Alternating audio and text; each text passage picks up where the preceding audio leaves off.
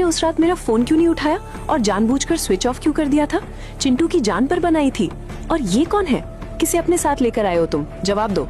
सुरेश ने उस लड़की की तरफ मुस्कुराकर देखा और कहा, अरे ये मेरी दूसरी बीवी है, मुझे मुंबई में मिली थी, बहुत शरीफ है, तुम्हारे साथ आराम से रह लेगी। तुम दोनों मिलकर मस्त खाना बनाना, साथ में रहना। वाह भाई वाह, क्या जोड़ी जमेगी। ये सुनते ही नंदिनी आग बबूला हो गई। ये क्या बकवास कर रहे हो? तुम्हें जरा भी शर्म नहीं आई? तुम्हारा एक बेटा भी है, उसका तो ख्याल किया होता। अब बहुत हुआ, ये औरत इस घर में नहीं रहेगी, मतलब नहीं रहेगी। ए चुड़ैल, निकल यहाँ से। नंदिनी की बात सुनकर सुरेश का चेहरा। तुम बस करो नंदिनी, अब तुम्हारा बहुत हुआ। ये मेरा घर है और यहाँ फैसला सिर्फ मेरा चलेगा। मैंने सोच लिया है, इस घर में अब मेरी दूसरी बीवी ही रहेगी, जो तुमसे कहीं ज्यादा खूबसूरत है। इतना कहते ही सुरेश हैवान बन गया। बेरहमी से धक्का मार मार कर घर से बाहर निकाल दिया। घर से बेदखल होने के बाद नंदिनी और चिंटू अब बिल्कुल अकेले थे। नंदिनी अपने बीमार बच्चे के साथ शहर की ओर जाने वाली सड़क पर पैदल ही निकल पड़ी। तभी अचानक चिंटू का शरीर ढीला पड़ने लगा और वह चक्कर खाकर वहीं सड़क पर गिर पड़ा, क्योंकि वो पहले से ही बहुत बीमार था। नंदिनी बुरी तरह घबरा गई। नंदिनी को कुछ समझ में नहीं आ रहा था और हॉस्पिटल अभी भी बहुत दूर था। तभी बगल से एक कार गुजरी।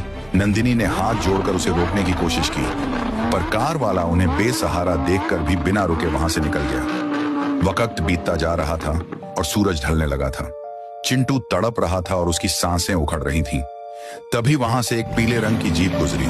नंदिनी ने फिर से हाथ दिया और इस बार जीप रुक गई। जीप से 2 आदमी बाहर आए।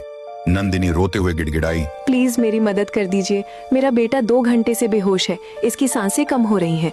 हमें बस पास के हॉस्पिटल तक छोड़ दीजिए, मैं उम्र भर आपकी एहसानमंद रहूंगी। एक आदमी ने बच्चे की हालत देखी और बोला, ठीक है, चलो हम तुम्हें हॉस्पिटल छोड़ देते हैं, हम बहुत अच्छे आदमी हैं, डरो मत।